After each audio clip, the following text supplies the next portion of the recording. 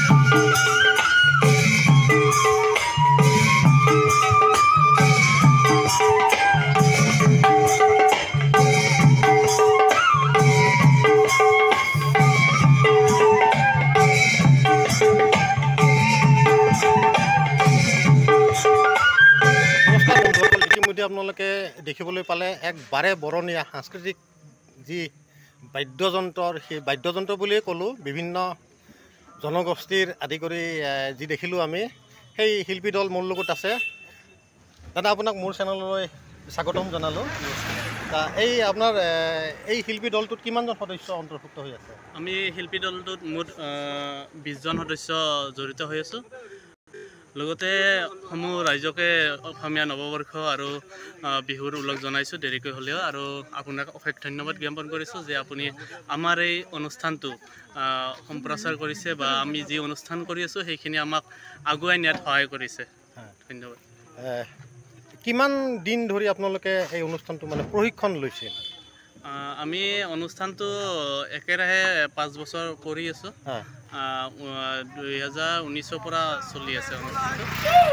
ৰাইজৰ বিপুল সঁহাৰি লাভ কৰিছোঁ আৰু মানুহে বহুত আদৰি লৈছে, আৰু আমিও আপ্লুত হৈছোঁ যে আমাৰ অসমীয়া সংস্কৃতিখিনি মানুহে ইমান সুন্দৰকৈ আদৰি লৈছে। তাৰ বাবে সমূহ ৰাইজকে আমাৰ তৰফৰ পৰা ধন্যবাদ জ্ঞাপন কৰিছোঁ, আৰু উদ্যোক্তাসকলেও আমাক এই মঞ্চখন দিয়াৰ বাবে আমি তেখেতসকলকো অশেষ ধন্যবাদ জ্ঞাপন কৰিছোঁ। এই নৱবৰ্ষত আপোনালোকে কিমানখন এনেকুৱা ধৰণৰ সাংস্কৃতিক মঞ্চত পৰিৱেশন কৰিলে? এতিয়ালৈকে আমি মোটামুটি আপোনাৰ 30খনমান হ'ল, আৰু 30খনমান অনুষ্ঠান হ'ল। আজি বহাগৰ 15 তাৰিখ, আজি 15 তাৰিখলৈকে 30খনমান অনুষ্ঠান কৰিলোঁ।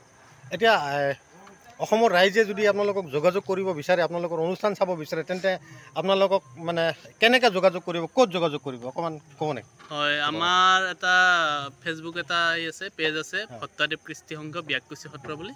সেইটোৰ অনুষ্ঠানত আমাৰ গোটেইখিনি ভিডিঅ'ই পাব, আৰু আমি যি যি অনুষ্ঠান কৰি গৈছোঁ এইখিনি চাব পাৰিব। আৰু লগতে মোৰ যোগাযোগ নম্বৰটোতো যোগাযোগ কৰিলে পাব। মোৰ যোগাযোগ নম্বৰটো হৈছে 8638646995। আৰু এবাৰ কৈ দিছোঁ 8638646995। ধন্যবাদ দাদা। ধন্যবাদ।